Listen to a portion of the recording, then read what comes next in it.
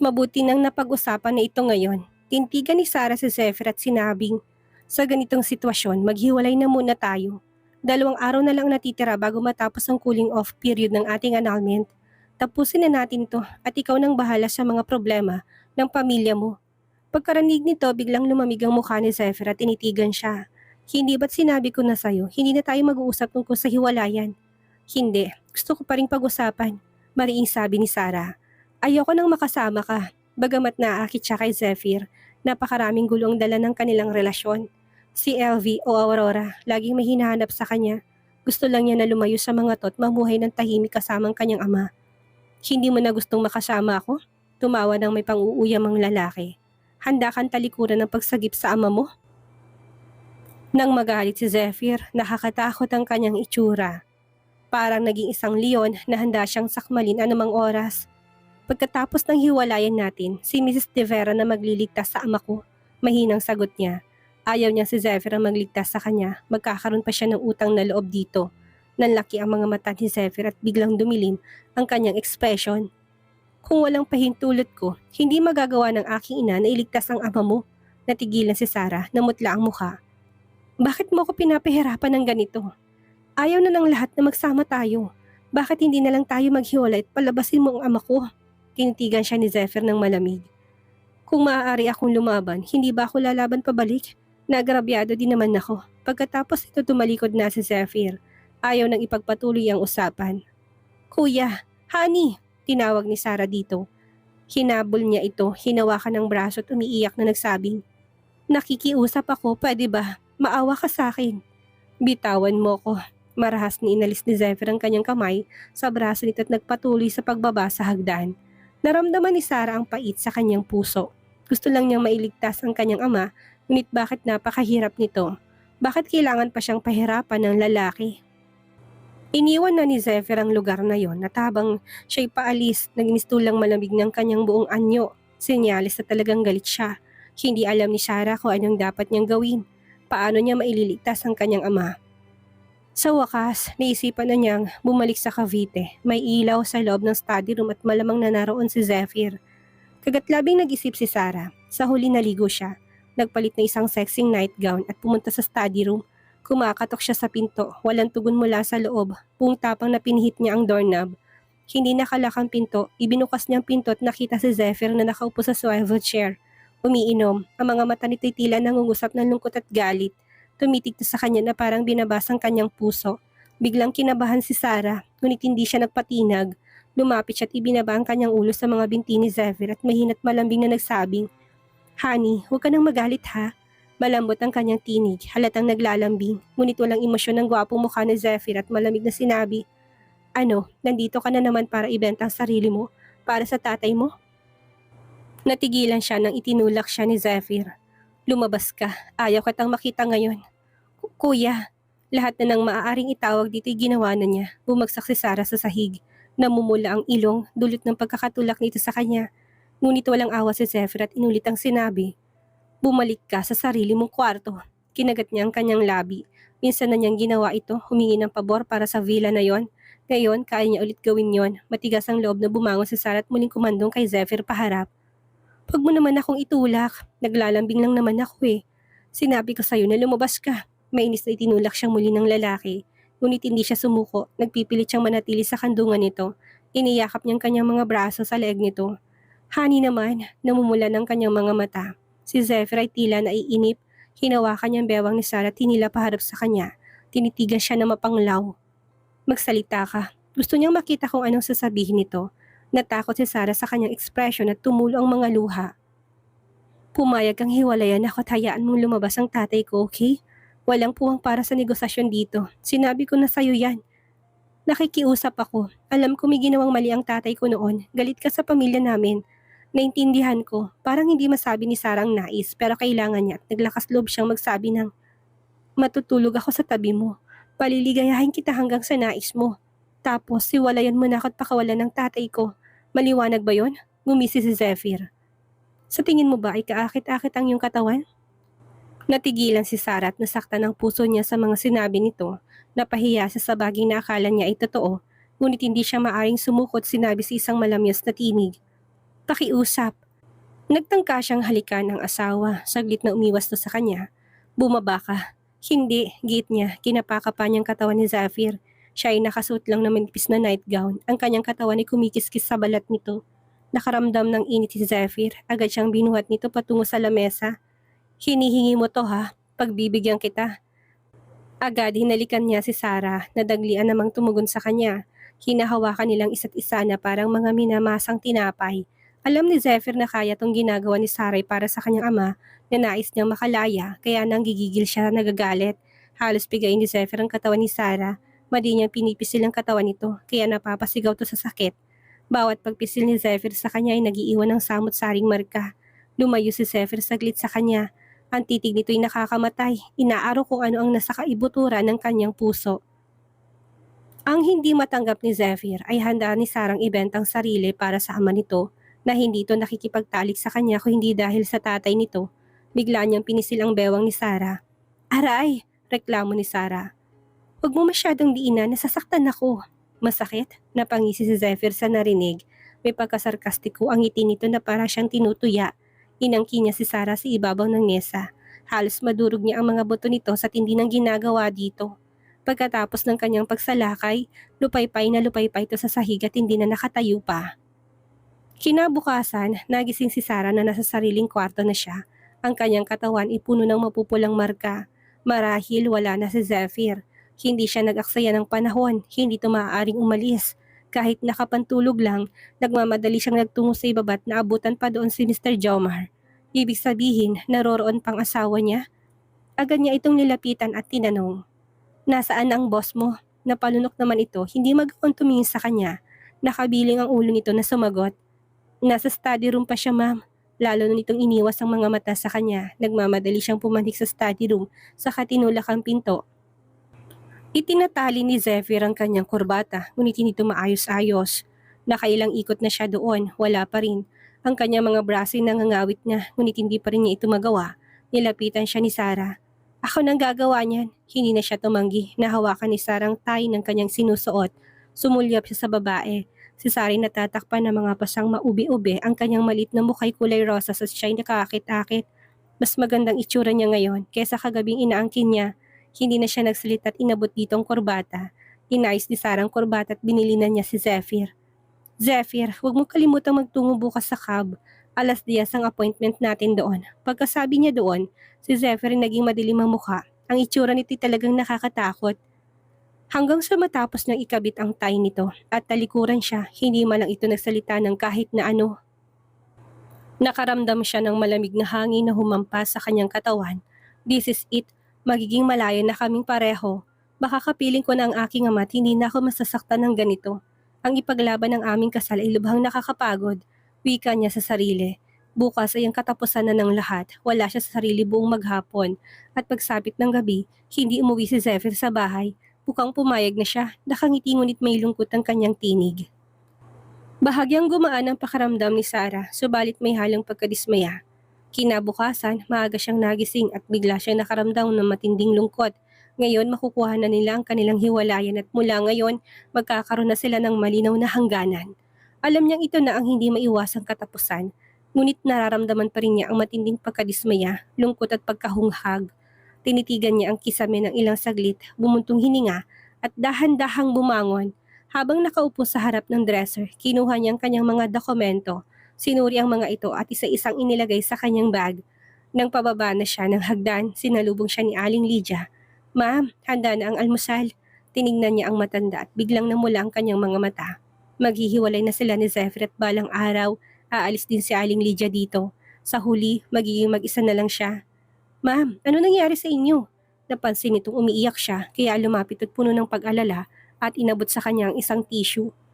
Ayos lang ako. Pinunasan niyang kanyang mga luha at ngumiti. Aling Lydia, alagaan niyong sarili mo. Sa hinaharap ha, lagi ako mananatili sa tabi niyo ma'am. Sagot nito na may ngiti. Lalo pang sumikip ang dibdib ni Sarah sa narinig. Kaya't hindi na niya kinayang tingnan si Aling Lydia at agad na umalis. Dumating siya sa cab ng 9:30 at naupo sa may pintuan. Naghihintay kay Zephyr, ngunit pagsapit ng 10:30, hindi pa rin dumarating ang lalaki. Tinignan niya ang oras. Nag-alala na baka may nangyari sa daan kaya tinawagan niya to. Ngunit hindi niya yun makontak. Nabahala siya tinawagan si Mr. Jomar. Sagot nito, "Ma'am, nasa meeting ang iyong asawa ngayon." Natigilan si Sarah. "Anong nangyari? May usapan kami pupunta siya sa cab para sa hiwalayan namin ngayong araw."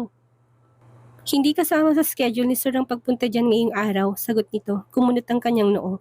Malinaw ng usapan nila na may mangyari sa kanila noong nakarang gabi. Ngayon parang hindi na nito naalala ang lahat. Galit na galit siya at nagtungo sa De Vera Group Building. Hindi siya pinapasok sa receptionist ng sa loob. "Pasensya na miss, wala kang appointment ngayon. Hindi kita pwedeng paakyatin." Sekreto silang kasal ni Zephyr at hindi alam ng buong De Vera Group na siya si Mrs. De Vera. Wala na siyang magawa kung hindi tawagan si Mr. Jomar. Hindi siya pinahiya nito. "Ma'am, hintayin niyo po ako sa ibaba. Susundin ko kayo." Tumugon siya ng. Pinatay ang phone at tahimik na naghintay sa unang palapag. Ito ang unang beses niyang pumunta sa De Vera Group. Ang gusaling matayog ay nagbibigay ng pakiramdam ng karangyaan. Hindi nagtagal ay dumating si Mr. Jomar at sinalubong niya papasok sa special na elevator ng presidente. Umakyat ang elevator sa 50 palapag. Inimbitahan niya si Mr. Jomar sa opisina ng presidente, ngunit wala si Zephyr doon. "Ma'am, nasa meeting pa si President. Pakihintay na lang po dito." Pagkatapos magsalita ni Mr. Jomar, tinawag niya ang sekretarya para magdala ng kape. Patagong sinulya pa ng sekretarya si Sarah. Iniisip ko sinong babaeng ito at ano ang relasyon nila ng kanilang presidente. May mga kiss marks sa kanyang leeg. Nandito ba siya para hanapin si President? Para maningil ng utang sa pag-ibig? Pero parang hindi tama. Ayon sa balita, hindi malapit sa mga babaeng presidente. Lahat ng gustong makipaglapit sa kanya ay walang awa niyang pinapalayas mula sa grupo. Bulong ng sekretarya sa sarili. Naghintay si Sarah ng higit sa kalahating oras bago bumalik si Zephyr. Ang kanyang itim na polong perpektong planchado ay nagbigay sa kanya ng marangal at matikas na anyo. Matagal nang naubos ang pasensya ni Sarah. Nang matagal nang nakita niyang dumating ito, tumayo siya at nagtanong, "Zephyr, bakit hindi ka pumunta sa Civil Affairs Bureau?" "Sinabi ko bang pupunta ako sa Civil Affairs Bureau ngayon?" Tumayo si Zephyr sa harap niya. Nakatiimbabang pa siya sa kanya.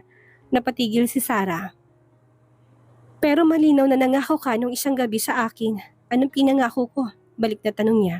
Walang maisagot si Sarah. Napatingin na lang siya dito. Naningkit ang mga mata niya. Nung isang gabi, hindi naman talaga ito nangako ng kahit na ano. Pero nakipagtalik to sa kanya. Ang pakikipagtalik nito'y nangangahulugang pumayag na tong hiwalayan siya. "Ang pakikipagtalik mo sa akin ay nangangahulugang pumayag ka. Nagpasasa ka sa katawan ko." Ngumiti si Zephyr. Ang mga mata nito'y bumagsak sa kanya at sa malamig na tinig ay sinabing, "Pero sinabi mo rin na maaari ka makipagtalik sa akin hanggang sa ako'y masiyahan bago tayo maghiwalay. Paano ako makikipaghiwalay sa'yo kung hindi pa ako nasisiyahan?" Natigilan si Sarah at matigas na sinabing, "Ang tinutukoy ko yung huling 2 araw. Hindi ka naman umuwi kahapon. Hindi mo naman sinabing takdang araw nung nakaraang gabi." Pagwawasto nito sa kanya, nanlaki ang mata ni Sarah sa pagkabigla. Hindi ba niya sinabi ang deadline? Kagat-labing sumagot siya, nauutal. "Baka nakalimutan ko lang sabihin ang deadline. Ang deadline ay ngayon. Hindi valid kung babaguhin mo usapan." Natulala siya at napuno ng pagkawalang magawa ang kanyang mga mata. "Bakit ka ganito sa akin?" Pinahirapan siya nito ng ilang beses nung isang gabi at ngayon mahina na rin ang kanyang mga binti. Tapos sasabihin nitong hindi to valid. "Ikaw ang may sabi sa akin na paligayahin mo ako hanggang gusto ko. Hindi mo naman sinabi kung hanggang kailan, kaya kasalanan mo yan. Sisihin mong sarili mo." Nanginig si Sarah sa galit. "Dapat sinabi mo na yun ng mas maaga." "Bakit ko sasabihin yun ng mas maaga? Ikaw ang nakiusap na may kapagtalik sa akin at nakita kong katanggap-tanggap ang alok mo. Kaya pumayag ako. Isa pa na paligaya rin naman kita, hindi ba?" Sagot nitong tila inosente. Namula ang puting mukha ni Sarah, kinagat ang labi, nakaramdam ng konting pagkailang at nagtanong siya ng medyo nahihiya.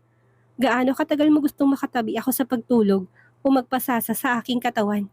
Tingnan natin kung kailan ako magsasawa sa'yo." Malamyang sagot ni Zephyr sa kanya. "Pero ang galing mo talagang magpatulog. Ang bango-bango mo palagit, napaka-komportable sa pakiramdam." Pagkasabi noon tumingin ito sa kanyang leeg. Hindi pa naglalahong mga marka ng halik nito doon at hindi niya maitago. Namula ng husto si Sarah. Kinuha ang kanyang bag at tinangkang hampasin ng lalaki. "Hayop ka talaga." Kinablot ni Zephyr ang kanyang bag, inunat ang braso, niyakap ang mabango at malambot niyang katawan, hinigpitan ng hawak sa kanyang bewang at tumitig sa kanya. "Ikaw ang nagsabi niyan." Pagkatapos sinubukan siyang halikan nito. Natatakot siya tumiwas sa halik nito. "Anong ginagawa mo?" "Gusto ko na ngayon," sagot ni Zephyr habang hinawakan ng kanyang baba. Inikot ang malit niyang mukha at tinalikan siya sa labi. "Hindi ba't sinabi mo matutulog ka sa akin tabi hanggang ako ay masayahan? Simula ngayon, pasayahin mo ko araw-araw hanggang sa magsawa ako. at papakawalan kita. Parang sasabog ang utak ni Sarah. Hindi niya akalain na dahil lang sa nakalimutan niya sabihin ng takdang panahon, aabusuhin siya ni Zephyr. Hinila siya ni Zephyr papunta sa lounge. Tumanggi siya. Hindi ako papasok dyan. Ikaw ang humiling nito. Kung kailangan kita, pagbibigyan mo ko. Pumasok ka. Mapilit na hinila siya nito. Sa loob ay may malaking itim na kama kung saan minsan nagpapahinga si Zephyr. Naumo si Zephyr doon, saka siya pinaupo sa kundungan nito. Umiling siya at inilagay ang kanyang mga kamay sa dibdib nito. Sabi ko, ayoko. Galit ako sa mga taong hindi marunong tumupad sa pangako. Gusto mo bang inisin ako? Madiing sabi ni Zephyr habang hinahawakan ng malit niyang babat malamig na tumitik sa kanya. Natatakot siya sa paraan ng pagtitig nito sa kanya. Malungkot siyang nagtanong, kung hindi ka magsawa sa akin, ibig ba sabihin yan, kailangan ko makipagtalik sa iyo habang buhay? Itinaas ni Zephyr ang kanyang kilay at sinagot si Sarah. 1 buwan. 1 buwan? Tanong ni Sarah sa kanya. Oo, tipid na sagot niya sa kanyang asawa.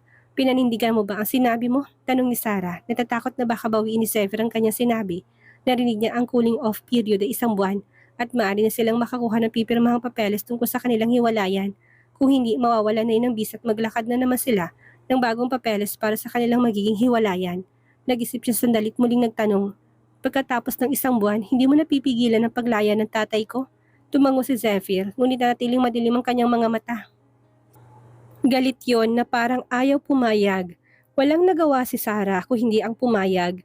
Nasa alanganin siya ngayon. Kailangan niyang harapin si Elvie at Zephyr upang makalaya ng maayos ang kanyang ama.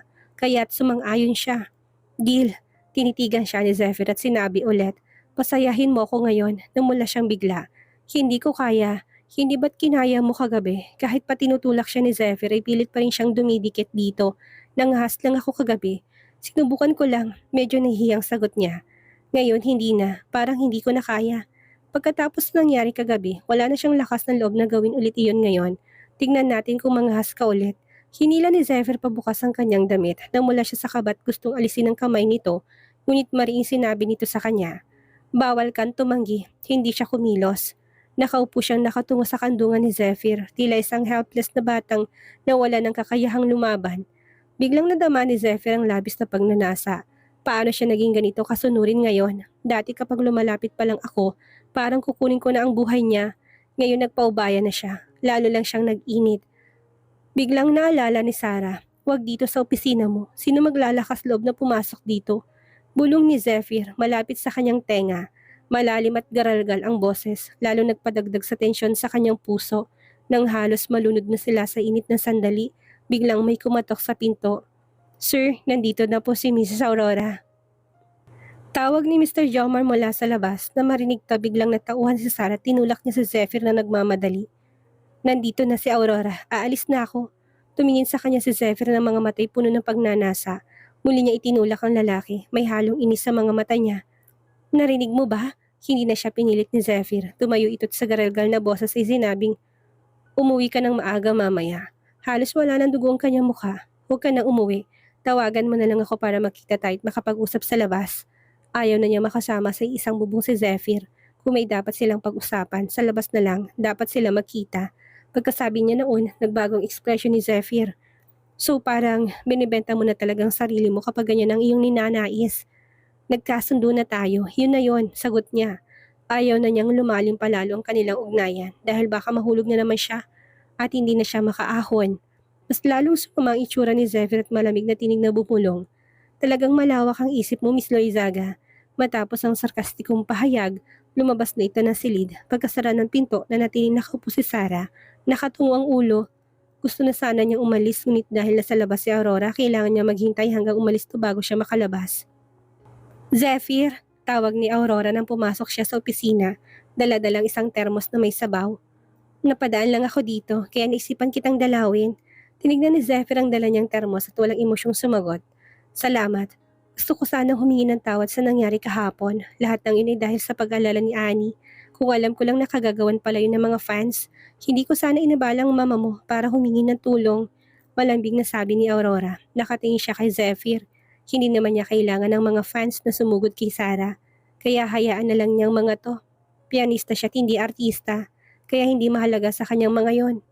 Hindi ako ang dapat manghinga ng tawad, malamig na sagot ni Zephyr habang nakaupo sa upuan ng opisina. Maayos at elegante ang kanyang postura, napansin ni Aurora ang dalawang malinaw na marka ng kiss mark sa bahagyang bukas na kwelyo ni Zephyr. Bagamat sumama ang pakiramdam niya, pinilit niyang panatilihan ang ngiti. Sige, kung makikita ko si Sarah mamaya, hihingi ako ng tawad sa kanya.